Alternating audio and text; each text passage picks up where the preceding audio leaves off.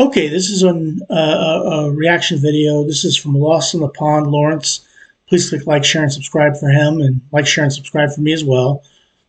Guessing what these U.S. Midwestern words mean. Now, I live in Ohio, so I'm in the Midwest. I don't know, well, it's really closer to the Mid-East Ohio, but for whatever reason, they call us the Midwest. And I'm kind of curious what these U.S. Midwestern. Let me see how many I know. So let's take a look at guessing what these U.S. Midwestern words mean. But I don't know. To have a padiddle, to take a padiddle, that seems sensible to me. I've never heard of padiddle, but okay. Hello, I'm Lawrence, and I'm on a quest to uncover all of the memos that Britain and America lost in the pond. And yes, let's find out what we lost in the pond. One of those memos pertains to words, specifically regional words that are regional to different regions. Throughout the year, I've been going around the American map and trying to work out the meaning of different words from different regions. But after... I wonder if it seems like you have those in England too. Now that's where he's from. And, like I did a video where they said scouse, and somebody explained what scouse meant to me. Or what they called somebody. But you don't. I'm kind of curious to what those are around England. I've never been to England before, so I don't know what words they say maybe up in Newcastle that they don't say down in Southampton. After covering what I thought was the entirety of the contiguous United States, I realised that I did something that was totally and utterly a little bit stupid. I forgot to do the Midwest. That region. If you're in Chicago and you forgot to do the Midwest, you should be ashamed of yourself. Of the United States where I only bloody live. And I know what you're thinking. Ooh, Lawrence, you'll know all of these because you live there. Well, maybe not, because I've been looking into this and it turns out the Midwest extends. Yeah, because like I said, Ohio's on the eastern part of the Midwest. That's where I live. Michigan to the north, Indiana, Illinois, then Missouri, and Nebraska and Oklahoma. No, Nebraska, Iowa, Minnesota, Wisconsin, North Dakota, South Dakota. All those are in that. Oklahoma's not considered that. Okay. That's interesting. I didn't know that. I thought Oklahoma would be considered part of the Midwest, but I guess they're considered part of the Southwest. Well, here I am looking at the map, but let's get back to Lawrence. Beyond just Indiana and Chicago. And so just because I'm familiar with some Midwesternisms doesn't mean that I know them all. And so I suppose there's only one way to find out. Here's my attempt at guessing the meaning of these 15 Midwestern words. Oh, good. Now, pop. Now, when South Carolina, where I used to live, it was called soda. But pop is just a Coke or Pepsi. I'm going to get a pop. It can be anything. You can be Mountain Dew. Whatever soda you have or pop you have in your refrigerator, say, I'm going to go get a pop. And do you want one? Yeah. A nice easy one to start us off with. I think we've all heard about the debate that ensues across the country between whether you say pop. It's not necessarily a debate. It's just is what it is. Pop or soda or Coke if you're in the South. In much of the Midwest, but by no means all of it, so I'm told, we say pop. And pop is just a fizzy drink. Stop and go. Yeah, stop and go lights. Go lights. I have to say that's a new one on me. It's kind of a new one on me. I'm not sure what we're talking about. I'll probably know what to talk about. I probably call it something different. Sounds like something a child would come up with to describe traffic lights. Yeah, traffic lights. That's what I call them, traffic lights. I don't call them stop and go lights. But I don't think I've ever heard Midwesterners describe traffic lights that way. Is it regional? I mean, maybe people say it in, Minnesota or somewhere that I've never been. It is. Apparently stop and go lights are synonymous with traffic lights. If you use this term and you live in the Midwest, let me know in the comments. But I do not. I live in the Midwest and I do not use that term. Hello. Hot dish. How can that not be anything? Hot dish. I've never used that term before. Well, I take it back. If a hot dish means just I would think it would just mean just like if you're at dinner and the meal gets put into a dish and served on the table. That's the hot dish. So that's where the hot food is. I'm guessing that's what that is.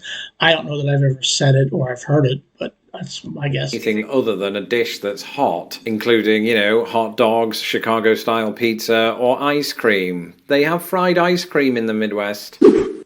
No, hold on. A hot dish is specifically a casserole dish that contains starch, a meat, and a canned or frozen vegetable Okay, now I've never used that before, but okay, I can understand where it comes from. But I've never heard somebody call it a hot dish. mixed with canned soup that must be served hot or warm. You can't serve it warm. That would be a warm dish. It originated in the upper Midwest, and that's typically where it's found.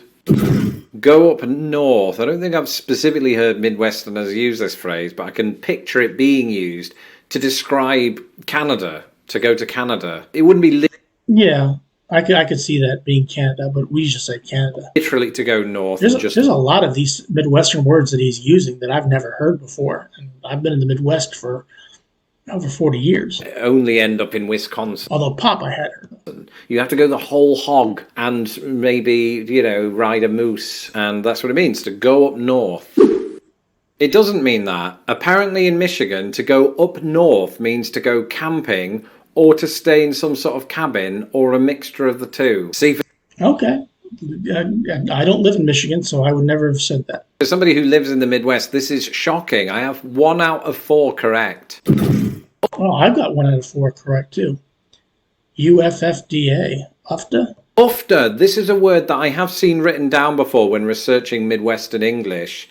I think it's sort of used in the upper Midwest, maybe the upper Again, I'm not in the upper Midwest, so I would not have used this word. peninsula, I think. Comes from Norwegian, as I recall, but I can't remember what it means. I think when I've seen it before, it had an exclamation mark / exclamation point after it, which suggests it's an exclamatory phrase to mean, oh my gosh, or I don't know, maybe it's an intensifier. I think it does mean whoa, or something like that, but it's been a long time, so let's look it up.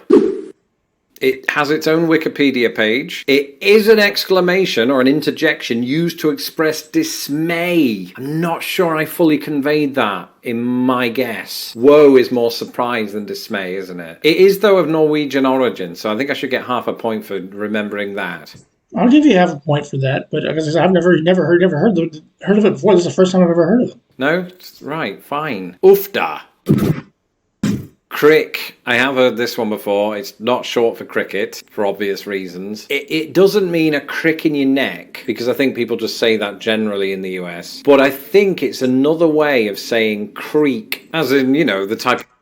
Well, okay, if somebody says that's a creek, so that's a crick, okay. But I've never heard of that. I mean, I know what a creek is. They have creeks in Ohio, and I know what a creek is, but I've never called it a crick. I've never heard anybody call it a crick.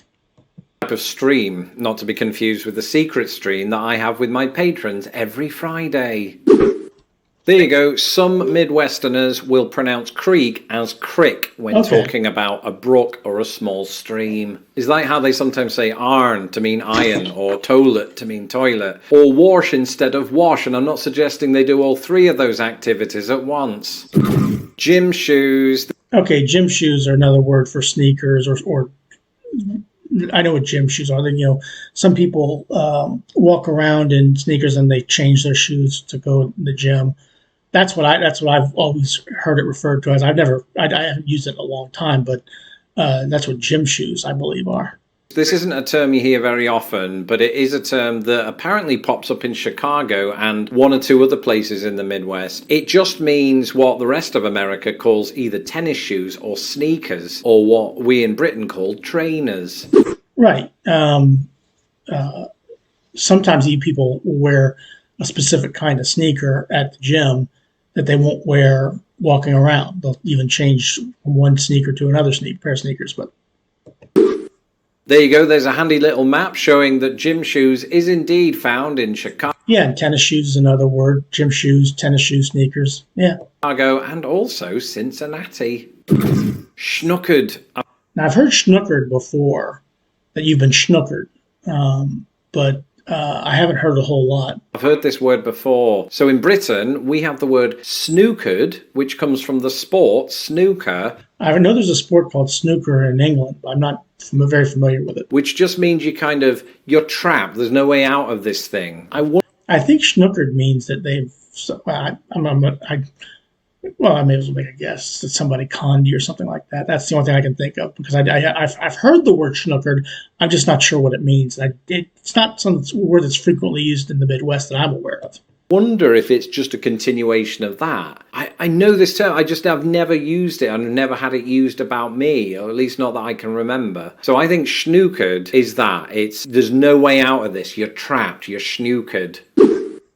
No, snookered is apparently Midwestern slang to mean excessively drunk. That's something I never heard. My guess was way off base. His guess was way off base. I have never heard anybody say that you're schnookered. I've just heard them say you're drunk, okay, or you're plastered, or you're, something like that. But I've never heard them say that you're schnookered. It's no wonder I can't remember it. And given that approximately half of all British words also mean excessively drunk, I am a bit surprised by this difference. Gee. Yeah, geez is like, oh, geez. It's just a slang word. I've heard this one before. And I've used it before. Ah, jeez. Jeez. Are we sure this is specific to the Midwest? I feel like. Yeah, it's a word that I've heard. I don't know if it's specific to the Midwest, but I've heard it before. I don't know. Maybe it is specific to the Midwest. I've lived all my life in the Midwest, so I don't know I think the first time I heard it was in the Midwest, but I don't know if anybody else says it out there. I've been quite a bit of places outside the country and inside the country, but. Yeah, geez. Like most Americans use this, don't they? Or maybe this shortening of presumably Jesus did originate in the I don't think it's a shortening of Jesus. Midwest and then just, spread its gospel. But I think that I've heard this many times. I think we might even say it in Britain at this point. But I think it can be used in several ways, right? It can be used to express surprise, geez, or mild dismay, as in, oh, geez. I've just remembered a similar one in Britain is gee whiz. Here we go. In the Midwest, geez is a polite way of expressing frustration. Yeah. Bubbler. This is a new one on me. Again, a lot of these Midwestern words, and like I said, I've been here over 40 years, I have never heard of. Bubbler, this one came up on a previous video suggesting that it is found in more than one region. As I said back then, it just means a water fountain that you drink out of, but I've never called a water fountain a bubbler. I don't think it's used in most places in the Midwest. I think that terminology is very specifically found in Wisconsin. Okay, yeah, because in Ohio it's called a water fountain. There we go. A bubbler is a word for what others call a water fountain. Brewski is a beer. Okay, that's something I have heard. I do know that term. Brewski is give me a brewski.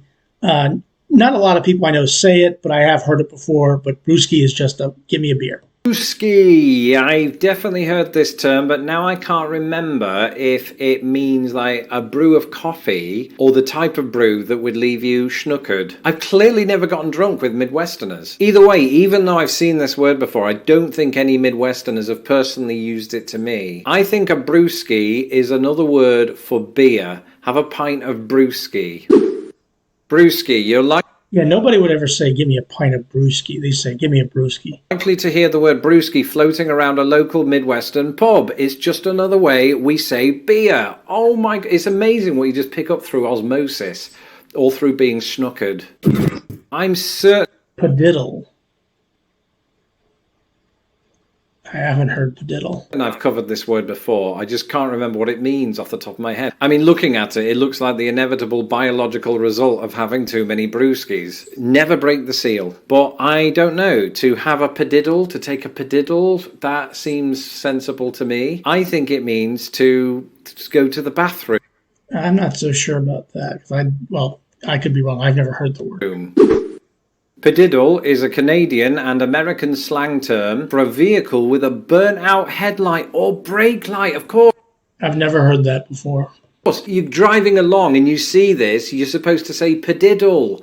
How did I forget that? I think I've just been drunk the whole time that I've lived in the US, which is... I'm starting to think I've been drunk the whole time I've lived in the US, and I was born here, for crying out loud. I was born in California, but I've lived most of my life in Ohio, and I've never heard some of these words before. Some of them I have, but not all of them. Amazing for somebody that gave up alcohol a year and a half ago. Yeah. Now, tough tomatoes I have heard before. I haven't heard a lot. It's not something I hear every day, But if tough luck or tough tomatoes, that's another way of saying that. Yes, tough tomatoes and or tomatoes, or a variation on this saying that would get me demonetized, so I will refrain. Tough tomatoes isn't literally describing an impenetrable fruit. It's just another way of saying tough luck. Tough tomatoes, tomatoes. Hollowtail. I've never heard hollowtail before. Never heard that in my life. I mean, holler is just another way of saying hello, isn't it? And tail, worryingly, could be a euphemism. I'm going to guess this isn't literal and is a type of tail. What do they have a lot of in the Midwest? There's a lot of cows. Maybe it's a cow tail. Why? Well, there's a lot of cows in the middle of the country. No, hollowtail. I never heard that one. You have a special word for that. Then again, pediddle is a thing, so I'm going to go with the guess that either a hollowtail is a cow's tail or a cow's ass. Thankfully, it is neither of those things. If somebody's in a bad mood or doesn't feel well, then he or she could be said to have the hollowtail. If I said that, like if somebody I knew was in a bad mood and you're saying a hollowtail, they'd look at me like, what the hell does that mean? And so I said, I wonder where they say that. And finally, hair binder. I don't think I've ever heard that term before, but that could be because I don't use whatever this thing is. My hair. I don't know that I have enough hair to bind, but hair binder, again, these are Midwestern words, so I should know these words. Wow. Hair just does what it wants now that I'm 40. It's like a hair tie or a hair grip. We'll go with hair tie. I think it's another word for hair tie. That's a good enough guess, as good a guess as I can think of, but yeah. I should say, though, that I think hair tie is commonly used in the Midwest, isn't it? So I'm probably wrong. Let's take a look. A hair binder is indeed a hair tie. I would have no cause to use that since I haven't had hair long enough to use a hair tie since the Great Woodstock incident of 2006. And as far as I know, my wife says hair tie. So if you use this term, let me know in the comments below where in the Midwest you are situated. It's okay, I'm not going to come and track you down. I just need to know if this is a regional thing. That's it for this episode. Stay tuned in the coming days for my list of Midwestern culture shocks. I'm Lawrence Brown. You can follow me on Twitter at LostInThePond US, and don't forget to subscribe to my channel so that my videos don't get lost in the pond. A massive thank you to my patrons who I get to talk with about this kind of stuff on my Friday afternoon secret stream. Yeah, click like, share, and subscribe for Lawrence Lost in the Pond. These are very good, very informative videos. I've done quite a few of them. I'll do quite a few more. And tell me which ones you'd like me to see me do. I've got a long list and working through them as we speak, but I'm kind of curious to see what other things that might be interesting. Now, this is strange. I live in the Midwest, and a lot of these words I'd never heard of before. I guess a lot of places have a lot of strange words. I'm kind of curious to see what other ones they have. But hey, please click like, share, and subscribe. I enjoyed this one. Have a good rest of your day. Thanks for watching.